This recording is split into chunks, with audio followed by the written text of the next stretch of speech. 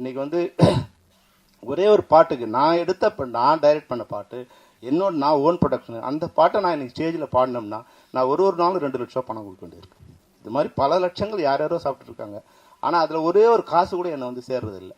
இதையெல்லாம் சரி பண்ணால் நிச்சயமா தயாரிப்பாளருக்கு லாபம் வரும். அப்போ வந்து சண்டை இல்லாமல் யாரு கூட சண்டை போடுறோம், என்ன சண்டைனே இல்லாமல் ஏதோ நடந்துகிட்டே இருக்கு. அப்படி இல்லாமல் தயாரிப்பாளர் உண்மையாக பிரச்சனை இருக்கா, கேஆர் சார் சொல்லட்டும், என்ன தப்பு இருக்கணும்னா சொல்லட்டும், அந்த தப்பை நாங்கள் சரி பண்ணிக்குவோம். ஏன்னா இண்டஸ்ட்ரி நல்லா இருக்கணும். அவரும் இண்டஸ்ட்ரியில் ஏற்கனவே 40-50 வருஷமா இருக்காரு. நான் வந்து 40 வருஷம் ஆயிடுச்சு இண்டஸ்ட்ரிக்கு. நாங்கள்லாம் எல்லாரோட அதிகமான தொழிலாளர்கள் தான் இந்த இண்டஸ்ட்ரியில் 30-40 வருஷம் இருந்துகிட்டே இருக்காங்க.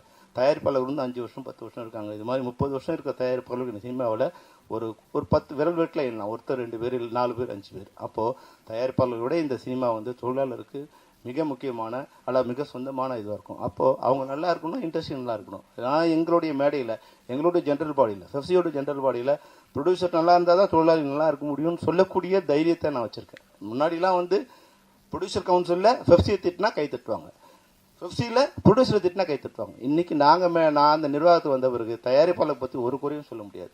யாரோ இன்னைக்கு ஒரு 10% 20% பணம் ஏதாவது பிரச்சனை இருக்கலாம். 80% தயாரிப்பாளர்கள் எங்களுக்கு கொடுக்க வேண்டிய பணத்தை மிக ஒழுங்காக கொடுத்துட்டு இருக்காங்க.